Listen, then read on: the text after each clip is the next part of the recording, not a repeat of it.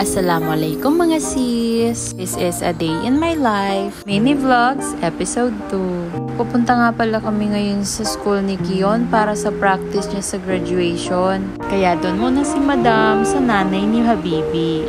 Bye-bye Madam! Behave! Si Kion nga pala ang na-assign mag-pledge of loyalty sa graduation nila. Kaya todo practice siya dito pa lang sa bahay. Kaya't pagkatapos naming mag-breakfast, pumunta na nga kami sa school ni Kion. Ayan na! Wow! Sun-kissed yarn! Mga 10 minutes lang pala ang layo ng house namin sa school ni Kion. Pero late pa rin kami ng 15 minutes. Ayan, nakapag-start na sila kanina pa.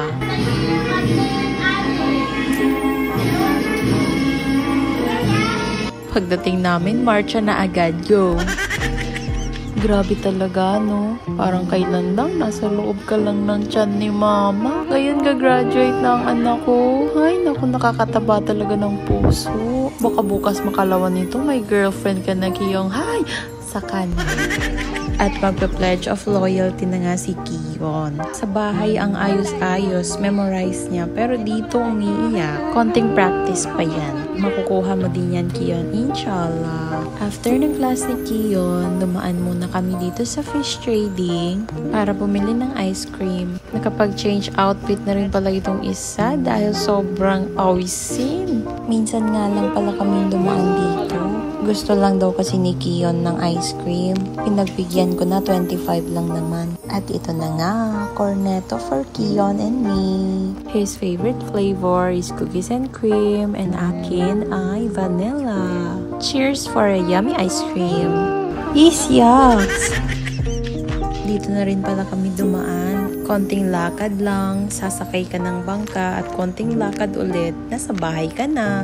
Hindi naman kasi ganun kainit ang araw ngayon. Uy, wait lang, bigla ako natakot dito. Bago lang kasi nung nakita ko sa Facebook post na meron daw hinold up dito. Naku, nakalabas pa naman ng cellphone ko. Pinagtitinginan pa mo ako nila nito. Buti na lang wala ring nangyari, alhamdulillah. At ito na nga. This is Pantalan in Yusinko. Naalala ko pala nung bata pa ako. Kapos din pala kami sa pera nun, kaya lagi kaming dito nakasakay. 2 pesos lang pala ang pamasahe that time dito sa Pankiluan. Feeling maganda talaga ako dito dati dahil lagi kang pinag-aagawan. Ay, ganda yun! Ito na nga lang yung pinili ni Kion. Ewan ko bakit, baka dahil bago or baka dahil sa shades ni Kuya. Oo nga pala, 5 pesos nga pala ang pamasahe dito bawat isa. Kung maghihintay kang, pupunuin muna nila bago sila aalis. Pero kung aalis agad at hindi na maghihintay ng ibang pasahero, bibigay ka lang ng mga 20 or 25 pesos. Grabe dati, never ko talagang naranasang pakyawin itong buong bangka. Kasi usually, 5 pesos lang ang dala kong pamasahe. 2 papunta, 2 pa uwi. Alhamdulillah, sa mga small achievements kaya nito. Dito nga pala ang aming patutunguhan. Minsan nakakalungkot na rin kung gaano kadumi na itong ilog. Dati sobrang linis nito, naliligo pa nga kami dito eh. Tignan mo naman, basura everywhere. Madalas nga din palang against si Habibi na dumaan kami dito. Medyo delikado kasi baka madulas itong si Kion. Huy, kaninong alaga ito? Kawawa naman. Yes, ito ang daan pauwi sa bahay namin. Sabi ng iba, delikado daw dito sa amin. Sus, sanayan na lang.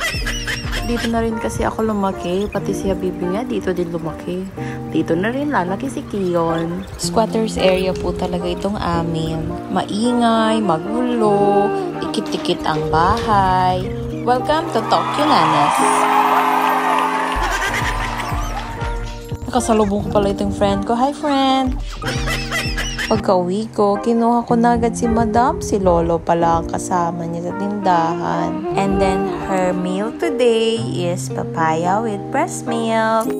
Next week na pala yung graduation ni Kion, kaya nagpe-prepare na ako para sa kanduli niya. Under the Sea pala ang theme ng kanduli ni Kion. This is the invitation. Ay, maulan na gabi sa ating lahat. Thank you sa panonood. Yun lamang po. Wassalam.